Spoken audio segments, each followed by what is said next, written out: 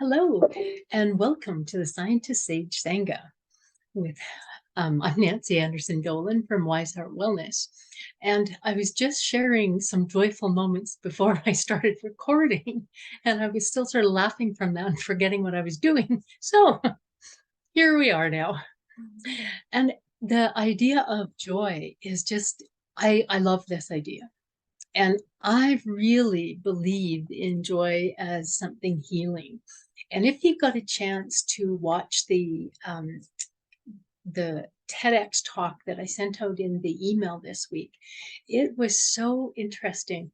This woman has been researching joy for quite a long time. And there is the scientific part of it, we'll jump in at. It's literally a feeling of wanting to jump up and down. That's how the scientists define it. So it's not just like, oh, that's nice, but a feeling of awe or a feeling of wanting to jump up and down. And that's how they discern it from regular happiness or contentment, things like that. But really, there's probably a bigger spectrum of joy. And we'll talk a little bit about all that tonight. And I couldn't decide where to start because there were so many fun things, joyful things. But the TEDx talk really was really interesting to me because of the science part of it. When she did this research, she was looking around about what really created joy. And there were some very specific things, like circles instead of squares or pointy things. And it was so interesting because what she put it off to was she thought that probably when people were, out in the wild, pointy things probably meant danger, where circle things tended to mean safety.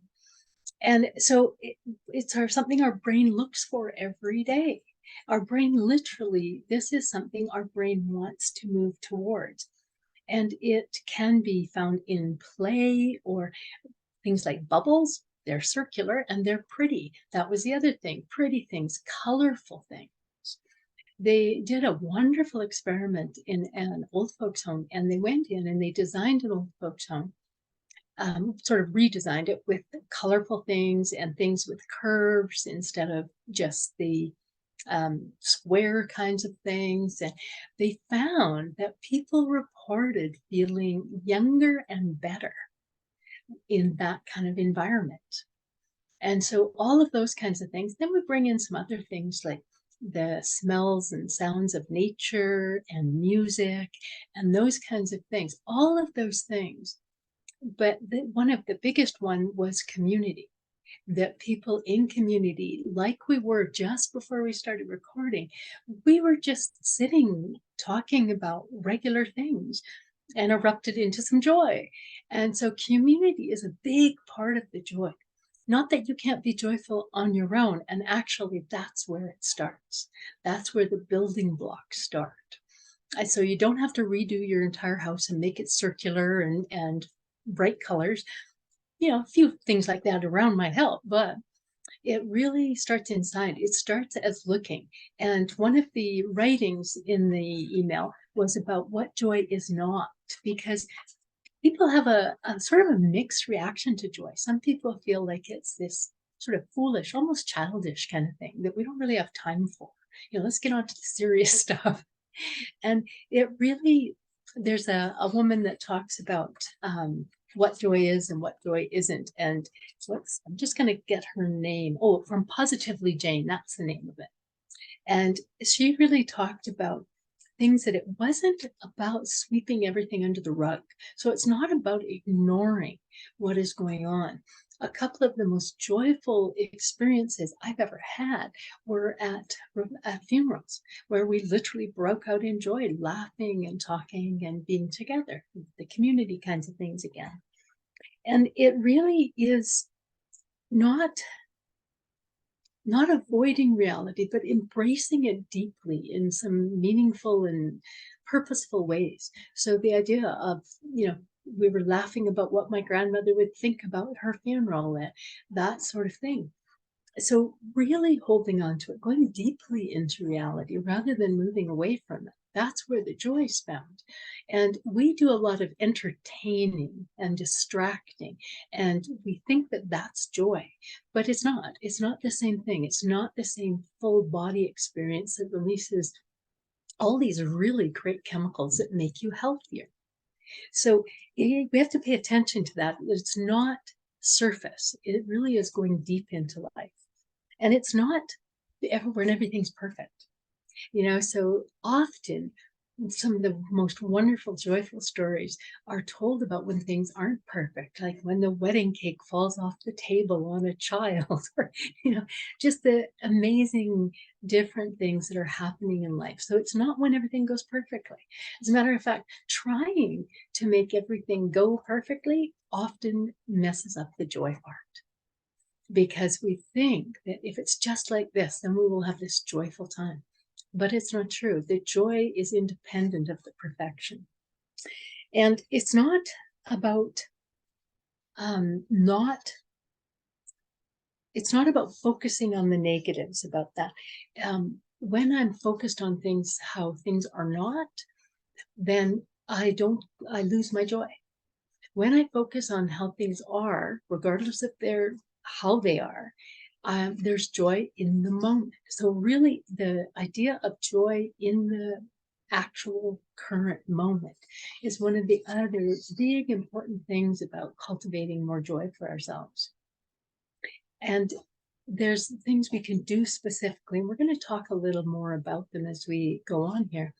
But the idea of being thankful for what we do have and taking it off the negative and putting it on this other perspective is absolutely a place of starting to grow joy. And it's not about adding to your to-do list. Like, I already have a lot to do. I can't be busy chasing joy. Don't have time for it. It's not like that. It literally is in that opportunity, in the moment. We come back down there. So when we let go of a whole bunch of little things that we think might make us happy for a minute, then often there's more joy. There's more flow in our lives, and the joy is in the flow. I was on a river raft experience with some friends, and we started out early in the morning, just bright as bunnies, and away we went. And we actually ended up on the river for about 9 hours, way longer than we thought we were going to be. But we got more joyful as we went along, and it got funnier. And then we had actually locked our keys out at the other end where we got into the river. And luckily, someone I know very well that is on this call live right now came and picked us up and saved us. And that, again, the community, not everything being perfect, but really adjusting to things as they are, and really learning to just be present, let go of having to have a perfect thing, and all those small things that we think need to be just right for us to be okay. Because some of the best moments are when things are not okay. So that idea, the last one about not joy, I know there might be one more after that, is reactivity. If we're really high in reactivity, it's very hard to be joyful, because our nervous system is going, letting up all the time to a whole bunch of things. And so calming ourselves down is a really important part of creating joy and cultivating joy for our lives. And it doesn't mean we're ever going to get rid of all our reactivity, but we can really use reactivity to trigger us to calm so that we can open up to other things. There's lots of hard science on this. When we are being really reactive and really distressed, our literal focus narrows and we don't see the full picture. So how can we be joyful? We're focusing in on those things we're frightened of and we're worried about. And again, it's not about ignoring them. It's about acknowledging them and getting that bigger perspective, opening up. So that's most of them. There's one other thought that I had about. No, I think we'll go on and we'll just talk about some of the mechanics of moving into more joy. And on the email, I used just 5 words. And the first one was about release. And these are all routes to recovery or wellness or just remaining in joy. Because if we release, we have more room for joy. And that might be actual physical stuff, because a lot of our lives is sort of caught up on maintaining our stuff, moving it around and cleaning it and figuring out where it is and stacking it up in a different room than the one it was in. And that making life too complicated, like the holidays can be. We focus on the stuff instead of releasing that and focusing on the joy. So releasing those kinds of things, but releasing emotional things too, resentments. And it's interesting that the holidays often bring up sadness, resentments, those kinds of things. And we can literally plan to release them so that we make room for joy. And doing those kinds of releasing things. So I encourage people to, practice all year long so you're ready for the holiday season, just releasing some stuff every single week of the year. And recognize is the next one I was suggesting that we could use, that word. And lots of people don't recognize joy. So now we have a little more idea. It could be a circle, it could be a bright color, a wavy form. And it can be that feeling. And I was sitting with someone today and I said, do you feel joy in your body? And sat there a while, like, I don't feel a lack of joy. That's good to start with. But I don't know if I feel joy. And then we were talking about what it really felt like to feel joy. And this idea of expansion is another one that so many people mention when they're talking about joy. And so we can go somewhere and look at Christmas lights. Lights are another thing that bring joy. And that's why they're so universally used over this time of celebration in every kind of culture and tradition and religion and spiritual practice, all about the light, because that really is part of the joy. And we see people light up with joy. And so an actual person.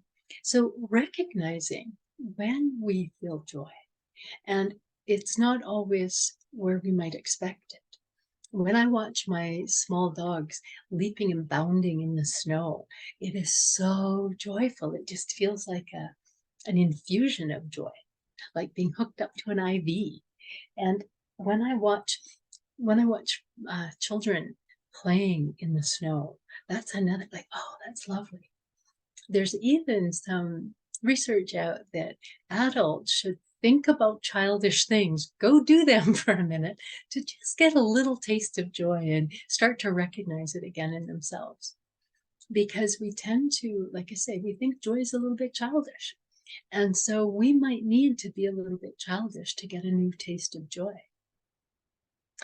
So recognizing is a practice that we do. And even if we have to recognize it in somebody else, I encourage people to go and ask other people, like, how do you know you're joyful? How do you feel when you feel joy? What does that look like for you? Do a little research on your own if you're short on it. And another one that helps is review. So going back to review joy experiences that you've had. And lots of times my sisters and I will just start talking about a joyful experience. And what will happen is we will start smiling and laughing and carrying on like that because we remember the joyful experience. So reviewing joyful moments you have had is a really great way of starting to open up to more joy again. And even in a day, there's a lovely story of a woman that practiced she picked her teenage daughter up from school. And when she got home, she went to a room and she wrote down a list of things that were joyful just from that experience. And if you've ever had a teenager, if they're not frowning at you and they're actually talking to you, that's a cause for joy right there. And so she wrote that down. And the fact that her daughter wanted her to come and get her and that her daughter shared some information with her. So she just wrote down of that one experience some pieces of joy that she felt deeply in her heart. That kind of review can actually prime us to be open to more joy and to recognize the joy that we've got. And Revere. Revere is a great one for this time of year because we move into some more reverence, reverence of the light. If you are a pagan, it's like, oh, the light is coming back and it's so joyful. That time when the days change into longer and longer light in the hemisphere that I'm in, that is a real cause for joy. And that revering time with people. This is a big thing that happens this time of year too. People actually take time to connect with people and spend time with people. There's a break in the normal functioning, and we take time to have those connections again. And like I was saying in the beginning, connection is a huge part of joy. It's a piece that you can use to create more joy for yourself. And even if that is connecting with yourself, okay? And lots of people this time of year actually take a little downtime and reconnect with themselves as well. So however you're doing your connecting, that revering is a really important part of it. When we treat something with reverence, we make it important in our lives, and our brain goes, just a minute, if it's important, I should look for more of it. And so once you revere your joy, like really take it like it's this winning the lottery, then your brain looks for more of it in lots of places. And we can train our brains to do that automatically. So reviewing, recognizing, releasing. Oh yes, of course. I'm so glad I remembered this. The word is remember. That's the one we're looking for. And that is remembering joy. So remembering, oh, right, that's what I want to look for. Remember that the point of celebration is joy. The point of connecting at this time of year is joy. It isn't that I'm doing my duty. I will go and I will make sure I talk to everyone in my family. You're not going to have the same experience if you're doing it that way. But literally remembering that joy really down at the base. And even things like having pictures where everybody is sharing time together and holding on to those pictures throughout the year, taking pictures of the light as it's coming back. There's all sorts of paintings and drawings and stories about solstice and the light returning and the fires that burned at solstice until the light came back, and those kinds of things, in the remembrance that the light will come back. That remembrance of things in the Christian tradition, it's the remembrance of the baby Jesus that they revere. So there's all sorts of remembrances that come now. In Kwanzaa, they are simply remembering positive human qualities. And so there's all sorts of remembrance, and you can create your own. And lots of people that have struggled with holidays, that sort of thing, they can struggle with getting a positive remembrance. And I really encourage people to do some time and thinking and digging and creating about that, so you can celebrate whatever it is you want to celebrate with whoever you want to celebrate with, or just by yourself, but so that you can take advantage of the energy of the change at this time of year. It's easier to connect with joy when a lot of people on the planet are celebrating. And there are different celebrations. It doesn't matter how they're celebrating, but that energy of joy that's being created, we can piggyback on that. We can borrow some of that. So that's the primary sort of how to do it, how to look for it, look for round things, square things, remember them, take pictures of them. But I want to just read the a couple of things here. First of all, that joy isn't some superfluous extra. It is directly connected to our fundamental instinct for survival. On the most basic level, the drive towards joy is a drive towards life. So it's not just at this time of the year that we want to have it, but this time of the year is one of the easiest times to access it or release things that prevent us from accessing it. And from from Gary Zukov, he talks about that we can't stop this season changing, and we can't change how the world is rolling around the way it is. And there's so many things that we cannot change, but we can move into each situation differently. We can embrace it. We don't have to resist it. And we can actually look for joy in each things. We can meet each situation with joy and wisdom as opposed to resistance. And, I don't like it. I don't want to go that way. I'm not going to go that way. Because the world will keep turning whether we want it to or not. And so we can step into it in that way. So I think that's where I'll stop. And guess what we're going to meditate on? Yes, a lovely meditation on joy. So the people that are with me, feel free to turn off your screens if you like, put your feet up, whatever you want to do, or sit there wide-eyed open, whatever you like.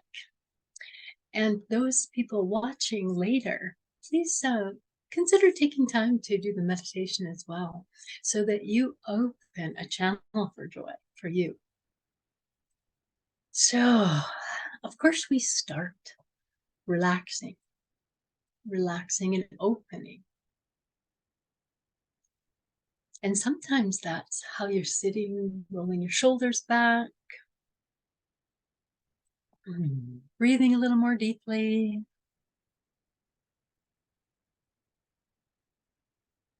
We shared a lot of information about joy. Now we want to share a little joy.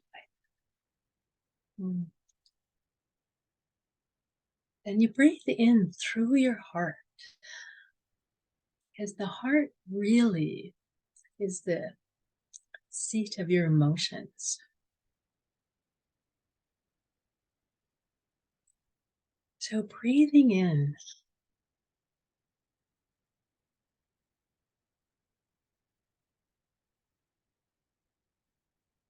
And just like when you do heart math breathing, you think of a lovely image.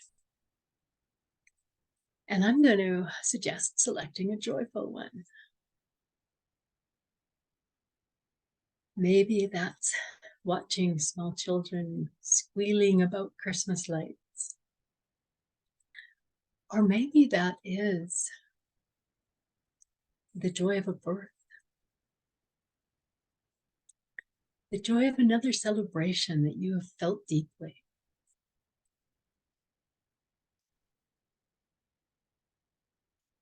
And hold that image and live into it.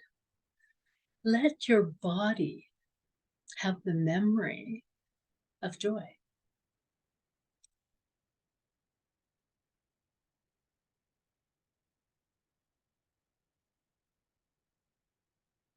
And feel in your body right now in this present moment what that feels like when you take a deep breath of joy.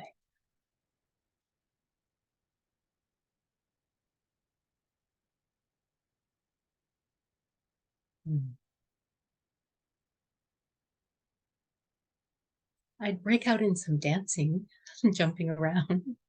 I'm certainly feeling that, but it wouldn't record on the video that well. So I'll have to hold on till we're done.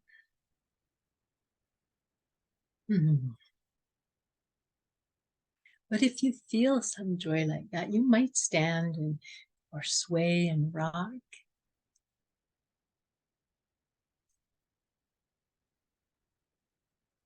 And the last part that I'd like to invite you into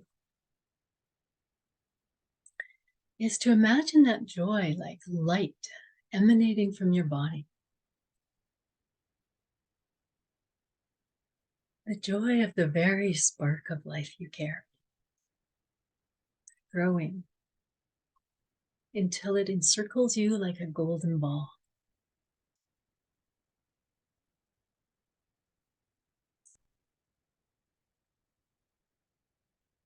And have that light grow and the glow of it spread out around you to the people in the building you're in,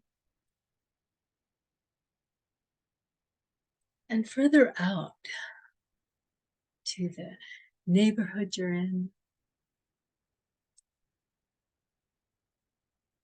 and even further out into your city, your country,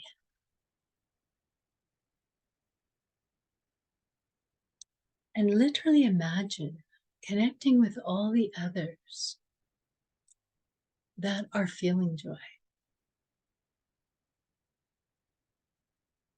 and sharing your joy with people that are feeling more difficult feelings.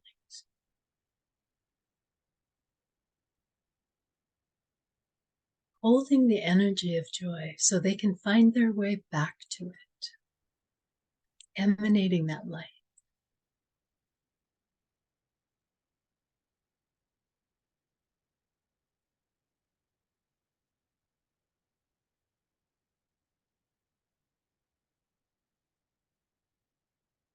A few more big, deep breaths of joy. Being right here with us now. And emanating it out into the universe at the same time. This is an energy that has existed since the earth herself was born. And in her joy, she created us and everything else.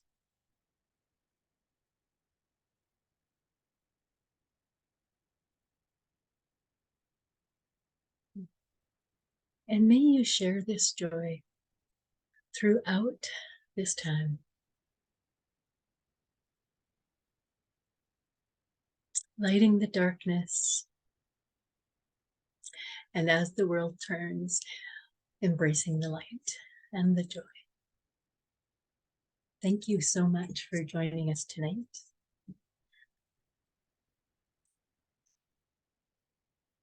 I am with you, you are with me. Blessed be.